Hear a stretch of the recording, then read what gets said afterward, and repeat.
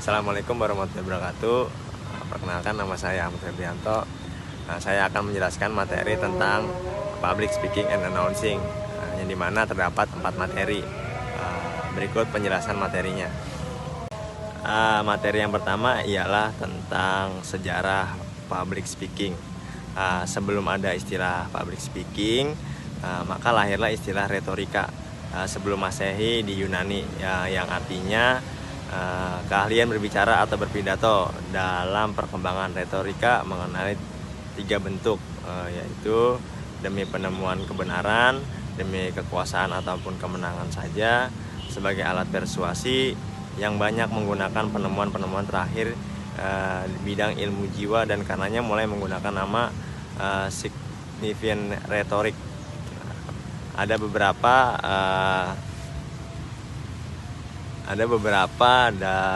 penemu-penemu seperti Plato sebagai seorang pendidik mengatakan retorika penting sebagai metode penelitian, alat untuk mencapai kedudukan dalam pemerintahan, alat mempengaruhi rakyat.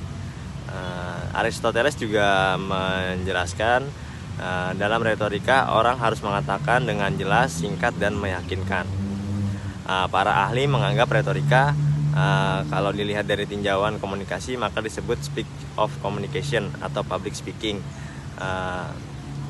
serta kehidupan sosial lainnya. Apalagi Anda berada yang bergerak di bidang usaha, bahkan kemampuan Anda yang mempelajari dan mengetahui public speaking dapat bertindak pada waktu tertentu yang memutuskan sesuatu dengan segera dan dapat diterima.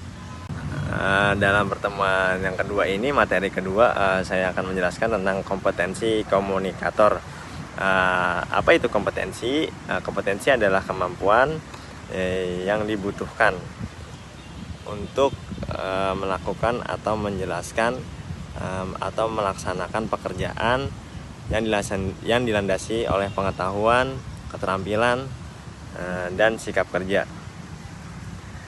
Kompetensi adalah suatu keterampilan, pengetahuan, sikap dasar, dan nilai yang terdapat dalam diri seseorang, yang tercermin dari kemampuan berpikir dan bertindak secara konsisten. Materi selanjutnya adalah konsep percaya diri dalam menyampaikan informasi. Salah satu hal yang menjadi perhatian kita melakukan berbicara di depan publik atau umum adalah bagaimana caranya agar bisa membangun kepercayaan diri. Yang pertama ialah persiapan untuk kita berbicara di depan umum, yaitu mental. Mental itu bisa nervous.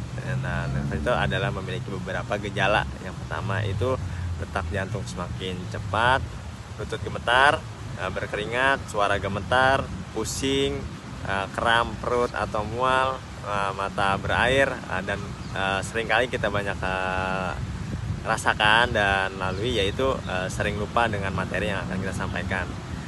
Penyebabnya ialah penyebab kecemasan, yaitu pertama pengalaman pertama menjelaskan di depan umum, suasana yang baru, merasa menjadi pusat perhatian, merasa berbeda atau tidak percaya diri, trauma masa lalu, perasaan tidak siap tampil.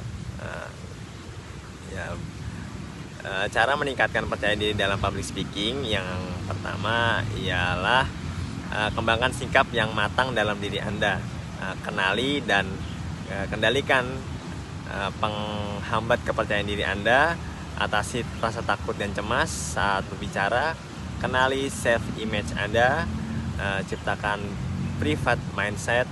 Sering berlatih dengan menggunakan gadget seperti saya ya saat. Komunikasi verbal memiliki kelebihan dan kekurangan. Kelebihan komunikasi verbal yang pertama yaitu komunikasi dapat disampaikan melalui tulisan maupun lisan. Komunikasi verbal dapat digunakan untuk membahas kejadian masa lalu, ide atau abstraksi. Dan kekurangan dari komunikasi verbal adalah dalam paparan verbal selalu terdapat redundansi, repetisi, ambiguitas, dan abstraksi.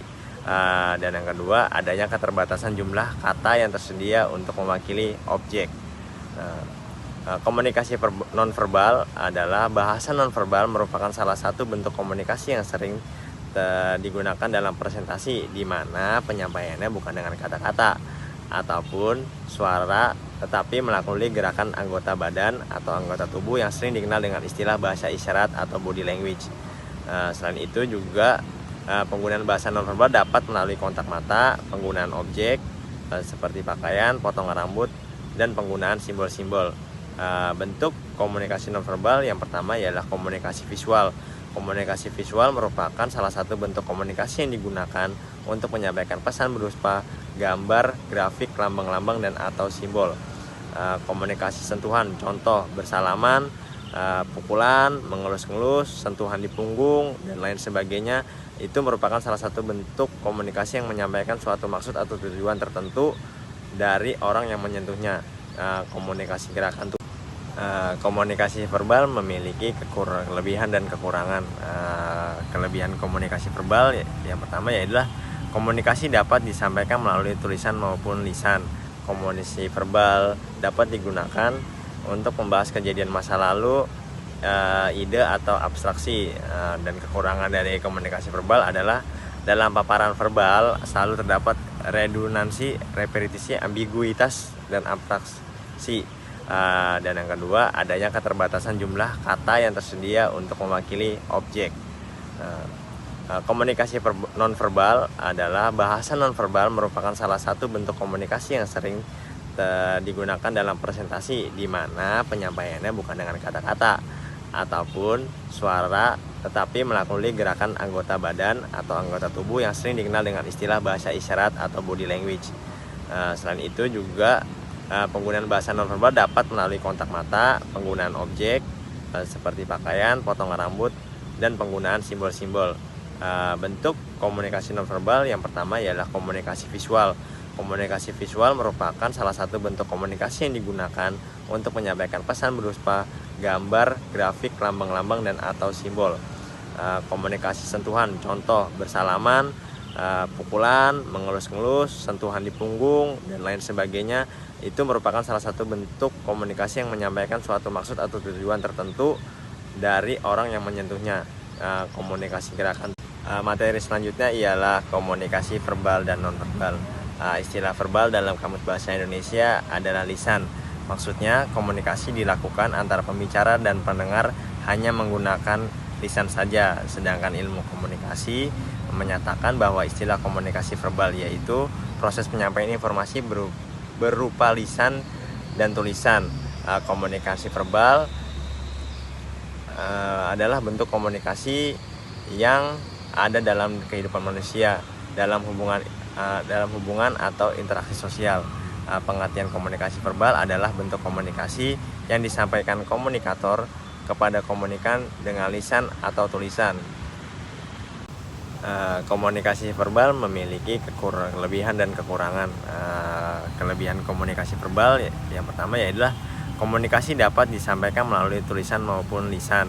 Komunikasi verbal dapat digunakan untuk membahas kejadian masa lalu, ide atau abstraksi.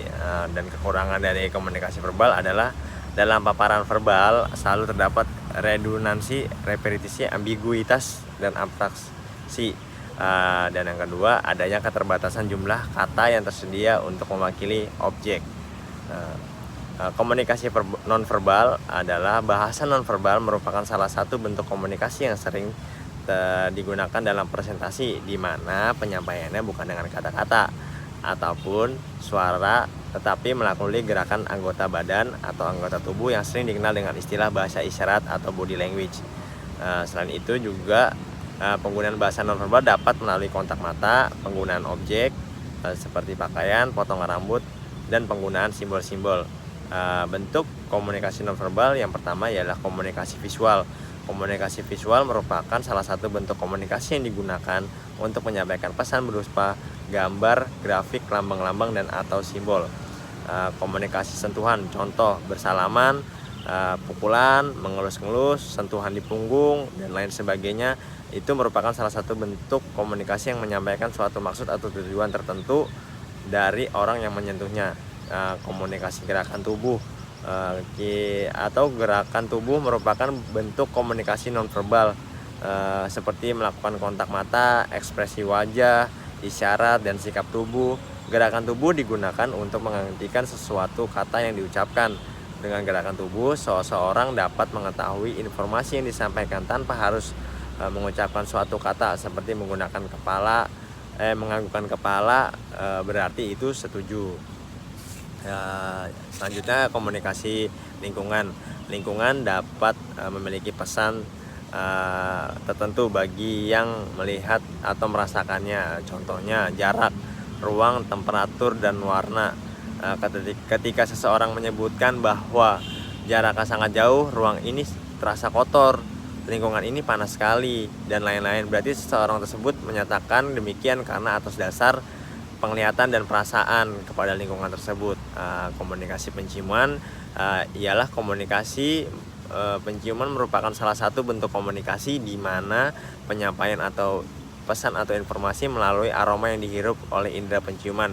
Misalnya ada orang yang menggunakan parfum Bulgari. Seseorang tidak akan memahami bahwa parfum tersebut termasuk parfum Bulgari apabila ia hanya menciumnya sekali. Lalu yang selanjutnya adalah komunikasi penampilan. Seseorang yang memakai pakaian rapi itu dapat dikatakan penampilan yang menarik sehingga mencerminkan kepribadiannya. Hal ini merupakan bentuk komunikasi yang menyampaikan pesan kepada seseorang yang melihatnya. Komunikasi cita rasa ialah salah satu bentuk komunikasi di mana penyampaian suatu pesan atau informasi melalui cita rasa dari suatu makanan atau minuman. Seseorang tidak mengatakan bahwa suatu makanan itu memiliki rasa enak, manis, lezat, dan lain-lain apabila makanan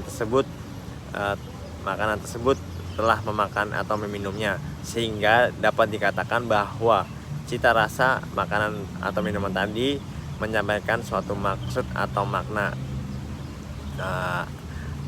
Komunikasi nonverbal memiliki kelebihan dan kekurangan. Kelebihannya dari komunikasi nonverbal ialah perasaan dan emosi lebih cermat disampaikan lewat pesan nonverbal ketimbang pesan verbal. Pesan nonverbal menyampaikan makna dan maksud yang relatif bebas dari penipuan, distorsi, dan kerancuan. Sehingga pesan nonverbal memiliki kesahihan, tingkat kepercayaan tinggi terhadap kebenaran pesan-pesan yang disampaikan. Pesan nonverbal mempunyai fungsi metakomunikatif yang sangat diperlukan untuk mencapai komunikasi yang berkualitas tinggi. Sedangkan kekurangan dari komunikasi nonverbal yaitu yang pertama, pesan nonverbal jarang dapat diatur oleh komunikator secara sadar. Komunikasi nonverbal memiliki sifat yang kurang terencana atau terstruktur sehingga sulit dipelajari. Dan yang ketiga, proses belajar yang dialami seseorang untuk mendapatkan perilaku nonverbal sulit dijelaskan. Mungkin itu saja materi yang dapat saya jelaskan. Mungkin ada banyak kesalahan-kesalahan dalam kata-kata saya dalam menjelaskan materi tersebut.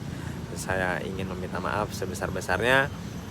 Semoga dengan materi ini teman-teman semua dapat mengerti tentang public speaking dan announcing.